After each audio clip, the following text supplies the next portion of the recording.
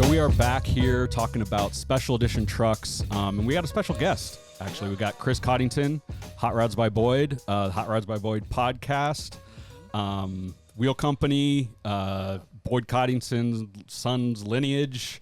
Yeah. I don't know. What else do you want to put on that resume? No, that's good. Mountain bike rider. Mountain bike rider. Yeah, that's what we were just talking about.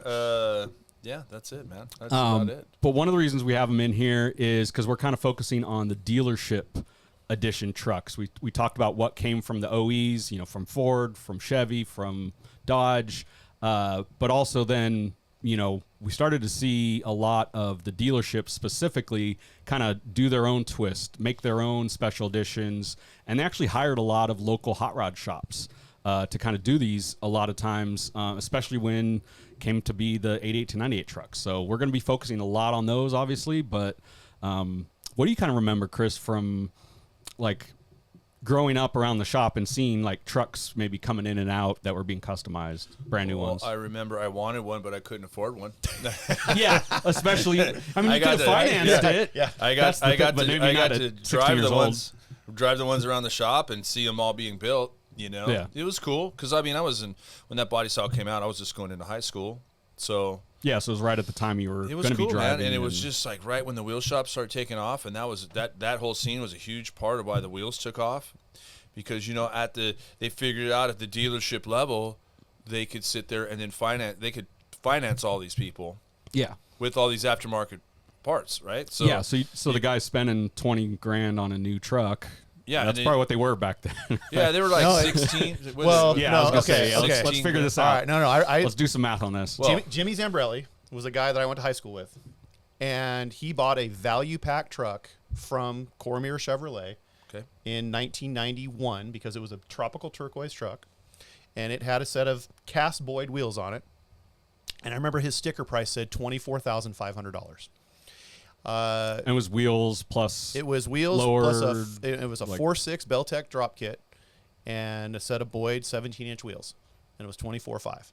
Now, Jimmy Zambrelli, of course, was the rich kid in the neighborhood, so he figured out that I was the hot rod kid in the neighborhood and had a connection to a place called Boyd Wheels.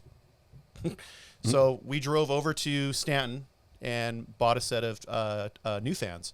They were cast Boyd wheels. They were just like I don't remember what cast, which the style was, but it was a cast wheel. So we went to buy a billet wheel. Yeah. And I remember talking to your dad about this. He walked up and he goes, "Marcel, how do you know all these rich kids? They keep coming in and buying because it was like I think it was like $3,200 for a set of 17-inch new fans back then, which was a lot of money." Yeah. And he was like, "How do you do this?" And I'm like, and he had already financed a set of wheels through that was already on Chevy. Yeah, right. So that was 1991. So that was probably about the same time you were. Well, if you look at the dually I just picked up, it's a perfect example of a dually that was just done at Traders. Yeah, right? So Traders Truck Accessories. Correct. Traders Truck Accessories in Whittier, and actually, I have an original receipt from Traders. And Tim explained to me what the receipt was. It was very generic. It wasn't itemized because the thing was lowered. The smooth bumper, roll pan, hidden hitch. It had a shell put on it. Had the Alcoas put on it. So the actual receipt was actually what he explained it to me. The receipt I have is what they use to send to get the financing. Right. So it's like this generic. The guy spent $7,000 on all the extras. Yeah, it's a 91. So it went right from the dealership to Traders. Correct. Yeah. And got it. The dealership got it all done at Traders, and then they financed the guy. Do you know if maybe from talking to Tim, or was this a common thing where would the dealership just do it and have it ready, or was it sometimes the customer actually asking for, or maybe a mix of both? I think it's a mix of both. Yeah. On this situation, I think it was because I had the customer's name on the thing. Oh, okay, on the original. So, yeah, requested, but it's like, Well, and that's the thing. Yeah, you're getting, you got an option list of all the different things and floor mats you can get from, GM, but there's some cooler accessories and actually having it done by the shops that are local and around versus just, some guy in the back throwing them in there on the in the service bay or something. But I think that's smart marketing on the dealership. And that's part. exactly, yeah. Because I mean, this is nothing new. I mean, guys have been outfitting vehicles for dealerships or for. I mean, this has been going conversion on since, kits, yeah. Event conversions were a big thing, right? But because when we started doing it, then my dad worked with GMC Truck Center, and they were launching them at the dealership level. But the demand was so great that like every little area, like Richard Hibbert out in Claremont, like they were doing their own, and they were using I don't know the specifics if they did all the work there, but they were working with other shops just to kind of keep up with the demand because like you can only you can only do so many in a day. I remember hearing I think the stories from Tim at Traders of saying, or maybe it was you saying that you saw like a 9-car hauler all the full time. of trucks all the time. Just drop a load off, pick a load of trucks up, just basically just assembly lining the whole thing to customize these. I hope I don't jinx myself because I really hope I find this photo. But there's a photo of and Tim, his favorite color is red, so that's why a lot of Traders everything is red. And your dually that you got, it that's was a red Tim dually. Traders dually is red, yeah, Victory red. And there's Tim had a 9-car hauler that was all painted red. Okay, no, I have seen a photo. I don't know if it's the exact one, but right? Yeah, and there's a photo of in his at the Peck Road location. There's a photo of them turning around inside that place, and it's loaded with CK trucks. It's just and that was normal for them. That was a daily just drop it off and keep going. I mean, our friend Tom McWinney worked there. And, every day was like, what are you guys doing? He goes, CK trucks all day long. Yeah, Dwayne worked there, too. Yeah, Dwayne worked there, too. That's right. Yeah. A lot of people worked there. A lot of people worked there. Yeah. Well, no, and that's, for Southern California, that was That was the Boyd's or spot. Traders or probably a few other shops, like the Drop Shop, I think. Yeah. Bruce, yeah, that was kind of the deal. But then, like you said, you're not necessarily, some dealership maybe in Texas isn't going to ship out a truck to California to be bolted on for a day, but they might have a local shop do it or figure it out themselves. Well, it got to be because we did some custom paint and like the cutting of the rear end, the roll pan and doing all that stuff. But then it just got to be like it's too much to do. A bolt-in roll pan and a smooth bumper, billet wheels, and then. I guess what I'm getting at is Beltec started making kits, the lowering kits, and it was just like this. You could ship all that stuff around the country, and any little, shop. Yeah, the wheel and tire shops turned into little, lowering shops, right? And custom shops, and no, this was the same thing. Just now you could do it everywhere else, and rather than doing it all by hand and custom work, is now you had all the aftermarket companies that could support all that. I mean, but if you think about it, Boyd here being located in Southern California at the time, obviously the magazine world, which was kind of the way that people learned about these trucks, was through magazines. We didn't have the internet back then. We didn't have Instagram, that kind of stuff. So just by having the proximity of being close to a magazine place, plus Boyd also having a lot of hot rods being built, so a lot of the magazine guys were already there, it was easy for them to see a recipe. Like you said, smooth front bumper, roll pan, billet wheels, Beltec lowering kit. Boom, there's a recipe. So to have it duplicated was pretty easy nationwide because Beltec was making parts. Boyd was shipping wheels. It was pretty easy for those guys, like you mentioned, out in Texas, just to say, hey, I can get a little bit of the California look. And it took off. And it was the beginning of the huge boom for the aftermarket, right? Because SEMA, SEMA was there, and SEMA has been around for how many years prior to that? The 80s? 20. Yeah, because it's late 60s or mid 60s. Early 60s. I remember my dad SEMA sneaking me into SEMA when I was 14, 15 years old, so 87, 88, 89, right. and it was like just in that one hall. You could walk SEMA in probably a half hour. Yeah. If you weren't stopping at every booth, you were just. Well, that probably was Vegas convention. No, it was still Vegas. It was at Vegas. No, I was saying, but before it was at Anaheim and LA and right. Yeah, so that was the first. And now look what it is. Yeah. It's insane. Yeah, it's the largest convention square footage wise, I think, in the world. What's really cool in the last couple of years is they've spun off to create the Grand National Truck Show. This year, September 26th, 27th at Pomona Fairplex. We'll be out there with a booth, doing some live podcasts. Yeah, if you're a truck fan, this is a show you want to go to because clearly they're going to crown, again, the world's most beautiful truck, the Wombat.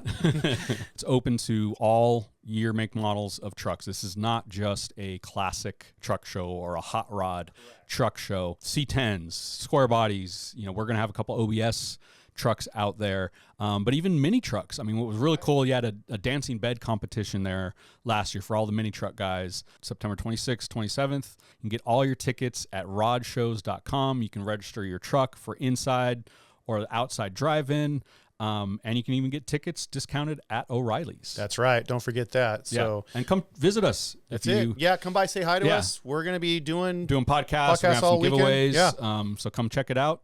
The Grand National Truck Show, Pomona Fairplex. We'll sell you the seat, but you'll only need the edge. Okay. So if you've been following us on Auto Revolution and checked out some of our OBS Clash build series or even the documentary we did a few years ago, we do a lot of stuff with Beltec suspension. What's really cool is they partner with us to give you guys free shipping on every order that you use the code AutoRevolution at beltec.com. Once again, you can get free shipping on everything from OBS lowering kits to Jeep and brand new lift kits, sway bars, shocks, you name it. You can get it at beltec.com. Use the code AutoRevolution at beltec.com to get free shipping. Now back to the show. I mean, you look at just what the aftermarket's turned into, and it's just, I don't know, it's cool. And we owe it to, a lot to that truck. Yeah. That body style. Yeah. Well, and that's, because that, like you were saying, is you could replicate that across the country versus just having your local shop that would do a custom piece. Yeah, obviously, mail order parts, catalogs, speed shops existed, tons of companies existed. Right. But it wasn't, maybe necessarily where you were, having it replicated across the country, the same parts, and then you could finance it because, like we were saying, a $17,000, $18,000 truck, with another $6-7 grand on top of it. Well, no, and that's the thing. If you're adding $7,000 to it, like okay, your payment went up $20, right, versus having to go spend that $7,000 out of pocket after buying a brand new truck. For sure, right. So the financing, that would help make it,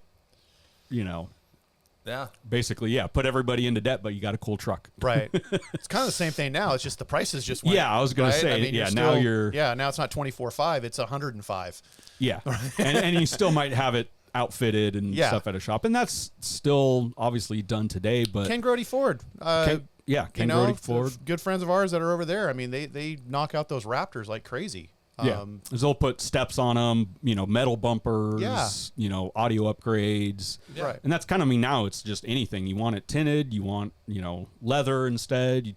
Kind of the dealership can kind of do anything. Right. What were some of the maybe the standout, we talked a little bit about the mods.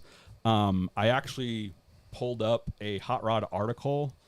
You guys will not be able to see this right now, but from the April 89 issue. Okay. So us knowing magazine stuff, that would be Jeff Smith time.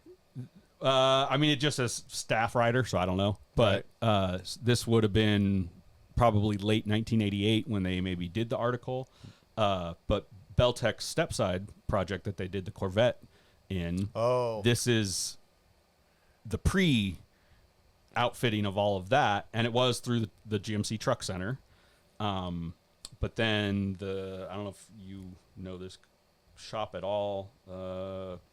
Creative Fabrication Design is who did the work in Monrovia. Huh. No. So, but they did the 4.6, flip kit on it. They notched it. And then it goes into showing all the fiberglass roll pans, the front, bumper cover, the sport truck mirrors, right, all of that. Now hang on a sec, because you said something that really stood out. Yeah. Front bumper cover. Yes. Because in 88, 89, we didn't have work truck bumpers yet. So to get rid of the impact strip, they actually fiberglassed a cover that slipped over the impact strip bumpers, so it would have that smooth look. Yeah, because even on this, picture of this stepside that they did, it has the bumper guards and stuff like that. So, but because now over at Boyd's shop, they would take that impact strip off, they would weld up all of the holes, Yeah. and they would body work the bumper. And repaint it. And then repaint it, which of course was a lot of labor, a lot of time. So for a value pack truck that would go to a dealership, there's just no way that they're going to put that kind of effort into it. Yeah. That's where the bumper cover came out, and it was so easy just to slip them right over. Kind of seems like, Chris, you were mentioning the, shortening, putting roll pan on the back, and they were shortening it, kind of like cutting it up. Yep. Smoothing it in, so it's all metal. It's basically seeing all of the hot rod tricks that your shop was doing and replicating that in a bolt-on way. Right. And that's where you got the fiberglass roll pan, the bumper cover, all these different things that you can knock out within a day or two. What were, maybe aside from that, what were some of the other modifications that you've noticed or you've seen that some of these, like you said, value pack trucks had? Did they do anything on the interiors or any? It depended. Back east, it was more popular to do like the van conversion, like the big pillow seats and the captain's chairs, the wood center consoles and stuff like that. That wasn't very popular here in the California, dealerships. It was more about doing billet parts. And that kind of crept in a little bit later. Guys like Trends or Empire. They would make billet parts that they would sell to the dealerships and include them in the value packs. They weren't the full blown like what everybody sees, like every single piece, but just a few tasteful pieces of billet were put in the interiors, and that was more of a Traders and Boyd thing. Whereas back east you had like Johnny Friend at Hunter's Customs that would do upfit stuff, and he would put all of the wood stuff. But again, too, from being from Tennessee. Well, and it's going to replicate the style if you got some more hot rod kind of style stuff in California, and then more side skirts and steps and kind of the van conversion style stuff on these trucks. Which that's totally where that came from. All of that like running board with the fender trim. That was total van conversion stuff. Yeah. Well, my dually came with it's got a bench, right? But it's got this loose center console. Yeah. With the matching interior on it. It's cushy with the cup holders. Right. You can kind of slide it around, Yep. Oh, so it's like an add-on on top of the bench. Yeah. Because it's a 60 or it's a 60/40 front bench. Yeah. So then you have that little it's just an add-on companion deal, whatever you want to call it. Yeah.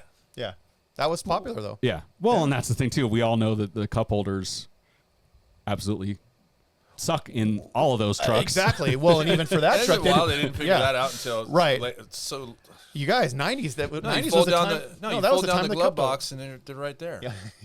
Yeah, that's going to really hold your only cup works of coffee. When you're hanging out at the drive-in. Yeah. And it's funny how I guess they didn't think people were going to be driving and drinking. Well, I think it's so funny that you look at it. It's only for like a cup of coffee, like the hottest possible worst thing to spill, and it's like only fits those things. Well, the other and thing it's like too, that tall. Yeah. Well, once you get to the 95 and up, it still's not that good. Well, actually, no. And the worst thing too is you got coffee, but it's right in front of the AC vent. Yes. I actually am good with that sometimes because you have a cold drink. No, if you have a cold drink, it'll keep it cold. If you got a hot cup of coffee, it'll cool it down. It's gonna make this cold. No. If you have the heater going in your car because it's a cold morning, look at the big brain on this. It's going to heat the coffee up a little bit. Right. Yeah. Not a lot, but I like the heat coming from the floor vents though. Oh, switch it up. Yeah. Just focus that. Yeah. Get all nice and toasty in there. But the cup holder thing. Yeah. Cup holders were a big deal in the 90s. You got to remember that was like the decade of the cup holder was the 90s. Yeah, right? Right.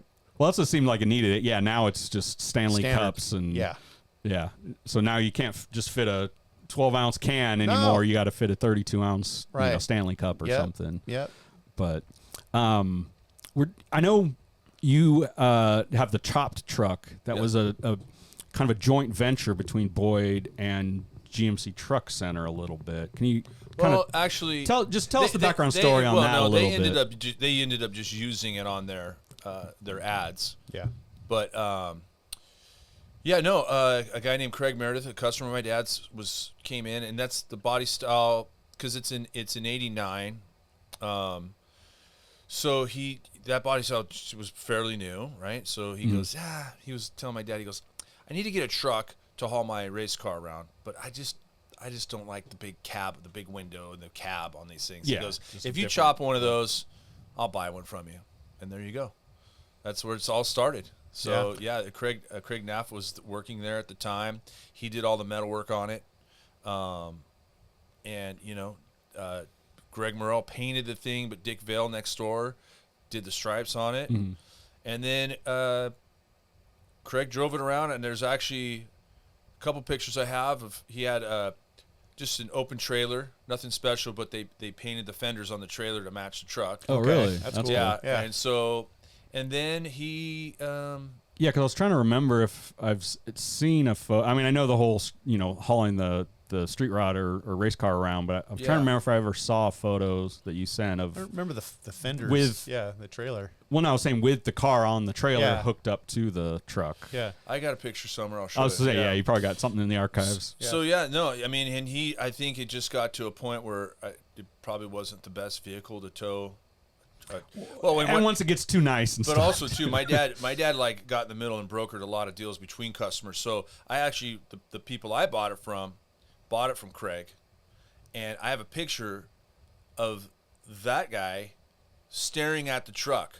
The guy that Before bought it. Yeah, because that you bought it from. my dad was building like a Pontiac or something for the guy. Okay. And he was staring at so I have a picture of him just staring at the truck before he bought it, and I think he was like, man, that's a nice truck, and my dad was like, you want to buy it?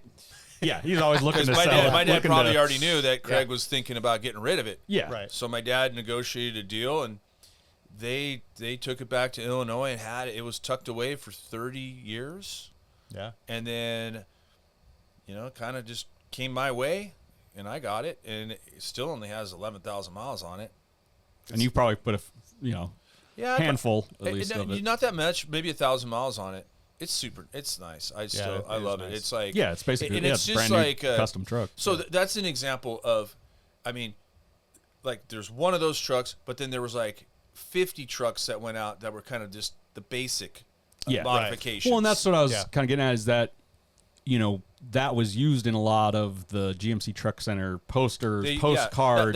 That's an iconic. That was like the marketing tool. But, Absolutely. Hey, you want this, but this is going to cost you a lot of money. So, but you can have this truck over here that's ready to go. And the chop It's is only done so 5 more payments. Yeah, exactly. Right? Well, and the chop is done it's so well on it that it's like most people didn't know when they looked at the poster that it was chopped and had all the body mods. Plus, it was a brand new truck, so it wasn't that as recognizable. Yeah. Because that was the first chopped OBS. There was another OBS that was chopped. It's the red and white one, but that's the one that mysteriously got stolen in Chip Foos' driveway, and there's rumors it went down to Mexico. There's all kinds of, back in the day, there was some vehicles that got stolen. I don't know. They all went to Mexico. I don't know the story behind it all. Yeah, exactly. But everyone keeps looking for that truck, and it's like, I don't think it'll ever be found, to be honest with you. We're lucky that the one I have was still well preserved. And that's what is cool is that it was like, very well preserved. There's some cool trucks out there that are, like Greg Nettles' truck, Survivor truck, like. And that was a, I don't know if that was a dealership truck originally. I'm not sure, but it looked. We'll verify with Greg, but but that has a tag of the conversion shop in Ontario here. That did the work on it. Right. Well, remember my white and silver truck with the Corvette rear end? Yeah. That one, I mean, we're talking. God, when was it? 10 years ago. Right. When they weren't popular. Yeah, that wasn't that popular. Right. Yeah, but we were still all into that stuff, and I remember because I don't know. I remember the funny story where my ex, I bought the thing, and she's looking at it, and she's just like, "You can only fit 2 other people in that thing." She just says, "You're right." So stupid. So stupid. And I go, "Do you understand what I do for a living?" Yeah, right. And we got a family car. Yeah. Yeah, but that was a cool truck because I remember. Trying to figure out, because that's also the thing too is people call them all Boyd trucks, but in my mind, it's had to have been built by the shop, right? And it was really close to the paint scheme on that was really close to a truck that I have a picture of at the hot rod shop, but it's slightly different. Right. I remember we looked at that. Yeah. We figured it out. Beltec, I think, made like 10 of those independent rear Corvette. Right. Because that's what I mentioned on the step side from the Hot Rod article. Yeah. That's one of them that eventually got the Corvette. Yeah, That was like the first one that they did. I heard that they only lowering made first. Yeah, I heard they only made 10 of those kits. That's the number I heard. Yeah, That makes probably sense. Because yeah. it wasn't as easy as just doing a C notch and then Right. lowering it, right? Yeah. And, but I loved it. I mean, it was cool. And that truck was cool because I remember I found that truck and I think I paid $8,500 for that truck. Which, looking back now, that's that's a deal and a half. deal. But Right. back At then, the time, you were like, man, 10 this years is a ago, lot but for it had this. it had 8,500 original miles on it. Wow. And we looked at it was offered at a dealership for sale, and I think the guy that had it, he died, and then it went to his son, but it was offered at the dealership. And one of the things you could tell if it was a dealership truck was it had a stock steering wheel and stock pedals. There you go. Those are the two things that they didn't change at the dealership level because of Safety Liability. concerns, yeah. Exactly. Yep. So So chances are, if it was something done after the fact, yeah, you guys would be your shop or your dad's shop or somebody would have been Yeah. doing more to it on the So when they inside, were yeah. offered at GMC Truck Center or these other dealerships, they weren't supposed to. I'm sure they did. I'm sure they did change them. or was like after the fact, like a Yeah. something. Yeah, they probably couldn't finance or sell it that way, but Yeah. no. It's funny you mentioned that because that's the other thing that, going back to Jimmy Zambrelli that had the truck that I'm talking about here, those were the other items that he bought: new fans, a steering wheel, and a set of pedals. Because that's probably the stuff he couldn't get from, the the dealership. Right, Yeah. right. Well, there's a truck that slipped away, and my dad's been gone 17 years, so this 17? Yeah, 17 years. Wow. Really? Yeah, we're getting old, guys. That went quick. Yeah, we went real quick. I was thinking it's like 10. Also, what's weird because I was thinking about this because I know this, August and stuff being the month is Yeah. because I designed the program for the funeral That's for right. your dad Oh, okay. That's right. when I It's worked at been Icon Media, and I'm like, 17 wow, years. that Yeah, it was that long ago. You know what's today's Tuesday? In 2 days, it would have been his 81st birthday. Yeah. So, Wow. That's wild. oh no, so when the shop shut down, let's just say certain people sold off like everything, right? And me and my younger brother Greg were trying to track some of this stuff down, and I found out that there was a guy that, and this stuff got sold at like Pomona Swap Meet and stuff. Yeah. Right. We just couldn't get to it fast enough. But a guy who lived in Kingman, Arizona, we found out that he had a Boydster chassis and a bunch of Boydster parts. So we negotiated the deal to go out there, and Greg and I drove out there, and this guy had, and looking back now, I am totally kicking myself in the ass for this one. Yeah, you're going after the No. hot rod stuff, but you missed the truck. We went out yeah. there, and we went out there in my truck, and we put the chassis in the back and loaded up with the parts. And I was looking at underneath this awning, and it was a black. I want to say it might have been a Phantom Dually, but all I remember is because the front half of it, it was a truck that started at the hot rod shop, black truck with purple and blue flames. Okay. And I was like, man, and it wasn't running, and it was like the paintwork had what had happened was, this is the story, guy had it at the hot rod shop. He was the paintwork, it was all pulled apart, paintwork was done, and the guy went into jail. Oh. He went to jail before they could put it all back together, and I guess my dad was like, hey, I can't wait. Yeah. Like later. So they threw everything in the bed in the cab, and it got put away. And this guy ended up with it. And I'm just, looking back now, I go, man, that would have been cool. brand new paint job. Yeah. Brand new paint, and never been Just- driven. yeah, never just driven. chilling, just Brand new sitting. truck. Wow. Yeah, who knows Yeah. where it is? If you're in now, if you're in maybe. Kingman, Arizona, the guy lives off the highway. But it's 17 years ago. I was gonna say, yeah, 17 who years knows ago, what- this guy was already 80 years old. Yeah. Yeah, so who knows what happened to it? I at doubt this he's point. still It around. Yeah. Might even Wow. be in the junkyard. Wow. I mean, and also too, one thing to keep in mind is this new body style, like we talked about before. They made these things comfortable, fun to drive, and they were more like a car. Yeah. Right. So people were more inclined to drive buy one of these and use it as a daily driver. Oh yeah. Well, I mean, that's what. Yeah, just right now the the design extra of the cab. Right, the Yeah. extra cab makes a big difference. That makes it car-like. So the first time you had, yeah.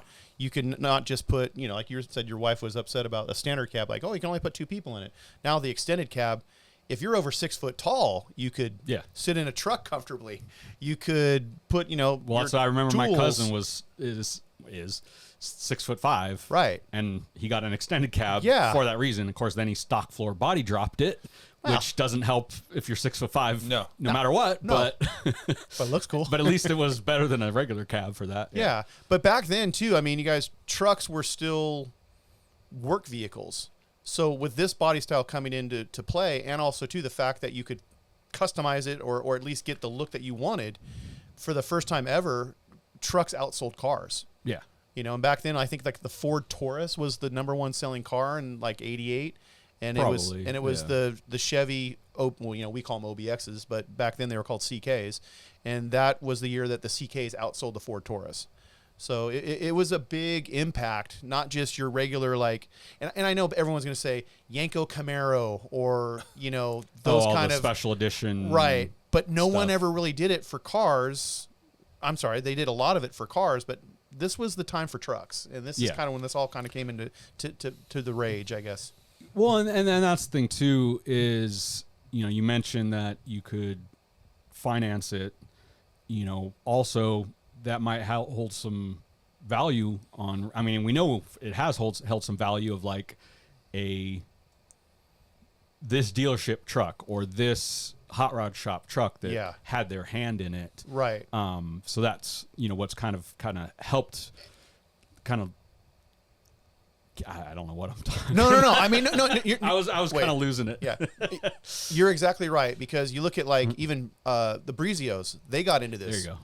That's I mean, they looked at what Boyd and everybody was doing down here in Southern California. Well, Northern California, they were already well known, so yeah, they jumped on the same deal too. Well, that's what I wanted to touch on about the white and silver truck with the Corvette rear end. Was when I got the truck, I started trying to figure out like we already ruled out it was not a Boyd truck, but it was offered at the GMC Truck Center of Oakland. Oh, there you go. Okay. So I called Brizio and I asked him. He goes, Chris, we did so many of those trucks. He goes, it could have been. He goes, yeah, probably. He goes, that was such a long time ago, and yeah, we did so many of those trucks like that. I don't even know. Yeah, I mean, it'd probably be only unless they had some unique thing that they did. Well, that's what I'm saying. It had something that they put a tag or a sticker on. Maybe they didn't do that, and I mean, like I said, it had the Corvette rear end, so it was only more so unique many. than the others. But yeah, either way, it was cool. But because knowing that GMC Truck Center Oakland, Santa Fe, not Santa Fe. What was it? Yeah, Santa Fe Springs, Santa but Fe LA Springs. basically. Yeah. LA, yeah. But no, it was cool to see. It was cool to be a part of. And I remember my dad was doing a lot of business with Richard Hibbert Chevrolet. There you go. And then when I was 17, I was looking to get a car, and my dad actually, I went and brought home an S10. Actually, no, it was a Isuzu? No, it was a Sonoma. So it was a GMC. Oh, okay, GMC. Well, yeah, GMC. Yeah. Well, anyway. Or S15 was S15. It F15. was F15. the extended cab, right? Yeah. So it was the turquoise, Yeah, right? right. And he brought it home, and I was stoked because I thought, I thought there's my new truck, but then I guess they couldn't figure out to finance it. So my dad's like, oh yeah, no, sorry, you're getting a '86 Camaro or '85 gold V6 Camaro. A Berlinetta? Huh? A Berlinetta? No, not that. No, it was a V6, dude. I pulled up to the shop, and the guys are, what? Yeah. V6 gold? Yeah. And they're like, why don't you put wheels on it? I'm like, it's a gold V6 Camaro. Yeah, dude. right. Yeah, I didn't do it. That's the one car I never did any customization on. Because you just I don't think you could. I don't want want to. I mean, you can. I mean, Yeah. those are coming back in popularity a little bit more, but still, you'd want to probably Not that version of At it. that time, add a couple cylinders to it, Yeah. at least before you started and on at that anything time, else. that thing was just That was like saying a V6 Mustang. I mean, it was just Yeah. And it wasn't brand new or anything either. So no, yeah. No, but it wasn't that Newer. old. Yeah, it was because probably I a trade-in mean, or I something probably like got that, yeah. I got it in like 89, 90, so it was, Yeah. just, it was so only probably a few trade-in, years old. yeah. Right. I remember we went to go. It was a dealership over by your house off Commonwealth, and used car dealer. And my dad, we get in there, and they let us. It was me and Greg was in the back seat. My dad's driving. He goes, "Hold on, we got to do a brake check." And he was going like 50 down Commonwealth and just locked him up. just Okay. skidded down. Yeah. At least he warned Hey. you. Yeah, he said, "Hold on, we're doing a brake check." And not a bad thing for a dad to check too. Like, does it have brakes? Yeah. Right. It didn't have balls. Yeah. Right. Yeah. But it had brakes. Right. Yeah. It was all stop, no go. Yeah. No, that's kind of normal. But So Richard Hibbert Chevrolet, where were they out of? Claremont. Claremont. Yeah. Yeah, off Indian Hill Drive. So that's, I mean, how many different dealerships Oh. do you think maybe you guys Wow. worked with on trucks? I mean, there's 'Cause notable ones. obviously that, there's major, yeah. Yeah, I mean, every dealership, I think, in Southern California dabbled in this stuff. for sure. Maybe had to have one at least or something. yeah. Because Richard Hibbert was a hot rod guy, right? They were car, Yeah. you know, obviously he's a car guy's dealership. Yeah. But you know, also in the area, like Gary's Drop Center was not too far from there, and that was he was the guy in the Inland Empire there Yeah. that was lowering all these trucks. I mean, I still to this day I'll get people that they'll say, "Hey, I worked at some in whatever obscure place," and they'll talk about how many of those things they were doing every month. You know? It's true. And you know, and also too, guys started to try to one up because at first when Boyd was doing it, you know, they were kind of like what would have been built out of the hot rod shop that just showed up at GMC Truck Center. So yeah, you had like the cool and some of the customers too. Len Pugh was one of those guys that worked at at GMC Truck Center, and he would have like a graphicked out nice paint job with the wheels lowered. yeah, But after a while, of course, because we're not talking wraps, we're talking doing graphic full paint, yeah. full paint work. So those were a little rare to have graphics. Yeah. But GM at the time too had the pastel colors. So it was really easy to say like, you know, hey, I want a turquoise was really popular, or the light yellow was Yeah. popular. And weren't those mostly originally fleet colors? Right. You know, Right. like the Caltrans orange. Exactly. You know, what was the turquoise? Was that Water and Power or something? No, or- no. That was a throwback to, because that color, which Greg Nettles truck, Yeah. is the color code is from a '57 Chevy. It's tropical. yeah. It's tropical turquoise. Yeah. So that was GM's like little, hey, we're going to do a little retro thing, and they included that color. That kind of a Kelly green, kind of like a tealish yeah. green. That is like, you know, my Or truck was Forest originally Ranger kind of. well, my truck originally was a '93 that had that kind of like tealish green color. That color was hugely popular. Yeah. But that was popular on Pontiacs too. It was popular It was just just at the popular time, color of the right? time, You know, yeah. we look at it now like everything seems to be 50 shades of gray on all the new cars. Well, back then everything was bright, vibrant. Yeah, the well, it was 90s. 80s, 90s, 90s. yeah. It was, yeah, it Right. was that time period. You know, so. But that was cool to see later on that other companies, like I remember there was a dealership called Massey Chevrolet, Mm-hmm. and they were, you know, LA area as well. And they were a large dealer, like fleet dealer as well, kind of like GMC Truck Center. But those guys paid like Doug Starbuck to do a lot of graphic work. You know, Pete Santini, So they went a little bit further. they went a little and- bit more. Yeah. Right. So, yeah, those guys, they try to kind of one up each other. And probably some of that's just, it might be just some marketing and Absolutely. attention getting to then sell, you know, something, you know, hey, well, you can afford this one, you know, but yeah. that got them in the door, you know, Right. basically. Right. Or that was the one that the sales manager drove around long enough for people to Yeah. stop into his dealership. So, yeah. The advertising tool. Right. What did you guys did Hot Rods by Boyd start doing any of the later trucks like the 99 style or any other other dealership trucks for like Ford or Well, or we anybody like did that? in 2000. Man, okay, I don't know when I'll tell you when it started. When the 07, like your Tahoe. Yeah. I had the first. We worked with a company up north called Advanced Truck Accessories. They hit us up. They were doing Fox. I always get them confused. Fox Racing, the Yes, Shocks. The Shocks. Yeah, they licensed that name and were doing Fox Edition trucks at the dealership level. Okay. And they had a couple different packages. They were doing both Ford and GM stuff, and that was pretty cool. And they hit us up about licensing our name, the Boyd Coddington name, and doing the same thing. So it took about a year to get off the ground, and I don't know the final numbers, but I had the first Tahoe. That kind of what prompted me to because get that was the with that time the Tahoes and the Suburbans came out before the newer trucks came out Right. on those.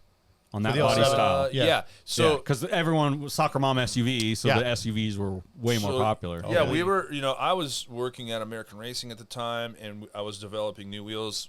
That we used that program to launch the wheels.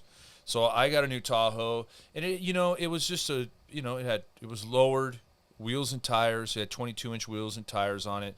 I forget who did the interior kit on it, but custom, embroidered with Boyd Coddington. Yeah. I had billet badging on it, and then it had the vents side, Yeah. little, A porthole vents. porthole vents. There Yep. you go. Oh, Yep. the faux Escalade. Yep. But these were the ones that actually were cut in. So they actually they weren't the Pep Boys Yeah, ones where the you stick- Yeah, you weren't stick the 'em on there. sticker ones. Yeah. So that program went okay. It's funny because I posted. We went to the Good Guys Pleasanton show, and I was posting the Jack Clark sedan that my buddy Dave Lozano owns. He bitch condition still. It's awesome. So I posted some pictures, and someone said, "Hey, there was also another Boyd vehicle at the at the show," and they posted this picture of an OBS with like a cowl hood, and I'm looking at it. I go, I thought you were going to say that it was the Tahoe, but someone drove it no, in the no, parking no, lot. no. So the guy had Billet Boyd Coddington edition emblems. It wasn't a Boyd truck at Yeah. all. Right. But he took these off of that when we did it for 07 and 08, and he stuck them on the door. Okay. He put a sticker on the door and makes it a Boyd There truck. you go. Yeah, sure. Well, like yeah. we talk Is about that's what it is? Yeah. Yeah. Well, we talk about too people building these trucks and wanting to put the Hot Rods by Boyd on the tailgate, and it's like, okay, I get it, you're paying tribute, but just don't try to sell it as a Boyd truck Yeah. either, Yeah. because Well, that's I was gonna. I'm sure you've seen it because it has a set of your newer wheels on it. It's super nice truck, but I mean the Yantero, which is tire, but I don't know. That was the IG account, but yeah, I I saw sold him. He's the one, and but I saw the pinstriping on the tailgate that had the Hot Rods by Boyd. but those are on both it. my trucks. He bought them both. Yeah, he bought them both. He Oh, bought, those are your that's old the- trucks. Yeah, that's Oh, the that's red right. truck Yeah. and the white truck. That's right. Yeah, yeah, Okay. yeah. Right. Yeah, so that all. He bought the white and silver legit. truck with the Yeah. Corvette rear end, and then the red truck. Yeah, Yeah. he sold the red truck a while ago. Yeah. But yeah, he's Well, no, I think that's what it was. It was the red truck that I. yeah, saw, he so sold it a while. yeah. He's like reposting. probably- yeah. He's reposting pictures of it. Mm-hmm. But yeah, I remember that thing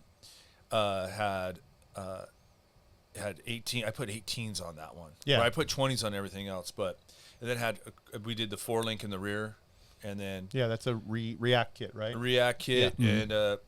and that's another thing too is now. Back then you had. I don't think anybody was making a brake upgrade for those things. Well, Bear. Back in the Yeah. 80s and 90s. Yeah, Probably like mid 90s. mid 90s. I mean, Bear actually did have a PBR caliper in combo that came out. I want to say probably 95, 96, because you got to remember too, Bear is just coming out in that time. But yeah, there was a brake kit. It was pretty rare to have it, Yeah. and rear disc brakes was unhaird of. Yeah, and those trucks stop for shit. Yeah. They Yeah, just they're still stop. not that great. Well, you and know, but- when AZ Pro Performance worked with Bear to do their React The brake kit, the Revelator kit. Yes. Bear said that was their biggest improvement over stock. Was that kit over? I believe that, yeah. Because I mean, your starting point sucks. So it's Right. like, No, and Yeah, that's yeah. yeah. You know, it's like- hopefully it only goes But up yeah, from there. Yeah. no, Right. but I mean, there's just so many. I mean, now it's all kind of come back around. There's so many more options for aftermarket parts. You well, know, and what's funny is seeing some of that stuff coming back. Like we mentioned, Greg Nettles' truck. Like he found some Survivor billet parts. Oh, that yeah. he bought up a lot of I them. just bought some off. like them. Yeah, literally pallets full Yeah. of them. yeah. And he's selling those. There's people that are remanufacturing different stuff. What's funny is I've seen pop up a couple times of like companies that made some of these, maybe not in the 90s, but in the 2000s, like maybe a little too late to the game, and then so they still have some of the parts, but they're like on closeout. Like there's a Duraflex. right. those bumper covers we were talking Yeah, about. I just saw like some listings online where they're selling them at a discount because they're in low stock. Right. But it's like, hey, maybe, you know. That could be the next cool thing to have. Well, right. no, and that's what I'm saying is like we remember all these parts and all these stuff, but like not a lot of them have lasted. Right. You know, or still being made. So now it's kind of like, okay, now let's take a look at it and see what, you know, you can make again. And I know you've been doing that with, you know, all the wheels and stuff for a long time of upsizing the retro wheels and stuff like that. And it was easy to make a comeback with the wheels because it's just a different program. But, you know, like some of the old, like roll pans and other stuff, you know, the tooling, I mean, probably early 2000s, they're like, oh, that body style's dead. So tooling gets trashed. Exactly. And it's like, tooling costs money to build. Yeah. So, but yeah, you know, the birth of Billet started with John Butera and my dad in their garages, but making Billet a household name was really that truck, that body style. And it was, and that's another thing too. It's funny because, you know, Alan Budnick used to work for us. My dad brought him out from Texas, and then, you know, they started Boyd's Wheels, and he left and started Budnick. And then it kind of, the only person that didn't, you know, work for my dad was Billet Specialties. Glenn, yeah. Yeah, but what I'm getting at is like, you had these different areas, like different dealers would be like, no, I'm a Budnick guy, I'm a Boyd guy, you know, I'm a Billet Special, you know, like these, little hot spots, just to have something different, yeah. Or you know, it's about relationships too. That so too. Yeah, that, you know, and some guys offered everything. What do you want? Yeah, you know, I mean, and back then, you know, it was like CNC. It was like, you know, the CNC programming and milling. It's just program. Run it again. Put the blank in the machine. Run that design. Run that design. So, you know, in a matter of 2-3 years, you could feasibly have 50 different designs in a catalog. You know, and it wasn't like you can build one, you can build four, you can build 400. Well, and that's because that's kind of the catch-22 of doing these dealer editions that have very similar elements, and you're pushing out hundreds of them. Then, like, because the whole point of lowering it, putting some wheels on, a lot of times is to customize it to your taste, be a little different. But then, yeah, if you got a dealership that's got 20 of them on the lot with built wheels, but like you said, you can easily make dozen different designs on these wheels, so then it will look different for everybody that's getting a truck. And you know, obviously, Boyd's Wheels and my dad weren't the first people to be machining a wheel, but everyone else mass-produced wheels. You know, but Boyd's Wheels was the first company to offer a true made-to-order wheel company. It was like mass-produced, but made-to-order. We mass-produced stuff. But it was still, you could still custom order. But it was, you wanted offset change, you wanted a different width. It was made to order. Yeah, yeah. And then, you know, everyone uses the word one-off. One-off. Is that a one-off? Yeah, the first time we do it, it's a one-off. Yeah, that's right, yeah. You know? Yeah. Until someone orders a second I remember, set. and it's like kind of a little bit similar to what we're talking about with the dealerships of having that kind of flagship or that standout, extremely custom truck that maybe they're not trying to sell a bunch of those, but it's what catches attention is, you know, I know that, you know, your dad's shop and stuff like that, they, a lot of times for the wheels, would make a custom wheel for a specific project. That would be like the marketing tool, and then they'd mass produce that style or something like that. Yeah, I mean, the billet would be like the testing grounds for the, you know, the designs to see what people liked, and then they would build it in a cast wheel, you know? Well, and that's true too, because then they made it even affordable. further mass produce it. And, Right. Yeah, and I mean, you know, like there's true one-off stuff, and it's the same thing, just like we talked about with the two chop trucks. There's two chop trucks that came out of that shop. There were other bodywork trucks, but I mean, by far, most of them were just, you know, mildly done. Something simple. Yeah, mildly done. Some roll pan tricks. And I remember Dennis Rickliff saying, like, it's just for, I forget, he said, like, maybe for like a year or two. Like, he pretty much was working at the shop every day, striping trucks. Yeah. From the time he got there. Well, and that's the thing too. Like, you know, in the evening. And this happens on every type of vehicle, but like, on those trucks, you'd have your pinstriper, your local hot rod pinstriper that would probably go to the dealership once a week. And line out a bunch of trucks. He was up at Richard Hibbard. He was a busy guy. Yeah. In the 80s and 90s with those trucks. Then there were plenty of those guys that were busy. I mean, and Greg Nettles showed me he got. I think his truck. Okay, that's the story of his truck. His truck came out of Richard Hibbert. Oh, okay. And he I know I have photos of the tag on the door and stuff, so I'll have to. Okay. Yeah, and then he just recently got the bow tie. Like Richard Hibbert had some bow ties made. Oh, Billet really? bow ties made that had like it said Hibbert on it. Yeah, right. Oh, right. wow. Okay. Yeah, That makes sense. Yeah. pretty cool. Yeah, that's pretty cool. That's rare. Yeah, that's extremely rare. Yeah. I would say, because a lot of people are asking about old Billet bow ties and stuff, but to have even one from the dealership that your truck was custom sold from, that's pretty super rare. And for them to do that, that's another thing, is that most of those dealerships, they didn't think of that. Like, you'd have to have a hot rod guy there. Man, to do and that. I bet you, I don't even know the answer to it, but I bet you they probably ran a batch of those things. I'm sure not every truck had the Billet bow tie on it. Right. Yeah. That was something that was special. Probably not a ton of those floating around. Yeah. But then, you want to talk about all the goofy accessories that, like the I'm sure there was bug shields and what do they call it? The wind guard? Wind, what? The vent? So there's the window vent on the Yes. side, which being from Southern California, was like, that is the dumbest thing ever. Right. Why would anyone do for that? smokers, right? Wasn't it for smokers? Pretty much. It's but for- it's for defrosting. It's for defrost. Yes. Yeah. It's the first time I was in one of those trucks with one of those in Tennessee, I think it was. I'm like, oh, I get it now, because it was like kind of rainy. Wait, and we're then talking about the window, the side window vents. Yeah. No, not well. I'm talking about the trim that would deflect the wind around the window. Yeah, I know what you're saying. It's for both. It's for smokers and for people that are defrosting their windows. I know. Okay. But I was saying, it was when it was in a very muggy, humid area and stuff. You needed to do that.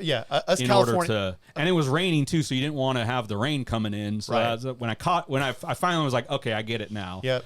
Why us they California have this. boys don't understand that. No, that's it makes no sense to us, no but sense it at makes all. all the sense in the world to bug people in the shields. South. Yes. Yeah. And the bug shields do work.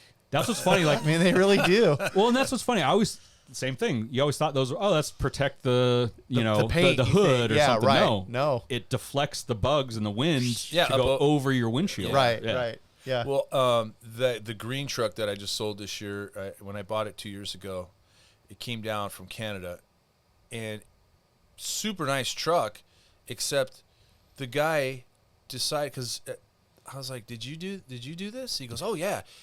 It had every accessory known. He put 350 SS on the back, a sticker, and then he had the. There's a reason he did this, because one of the only issues with the truck was it had like a camper shell on it, so it had holes drilled on the bed rails. Mm-hmm. So he had the bed rail caps. Yeah. He had the chrome strips all on the bottom. Oh, I'll tell you a story about that. He had the bug shield, and then the window deal. Yeah.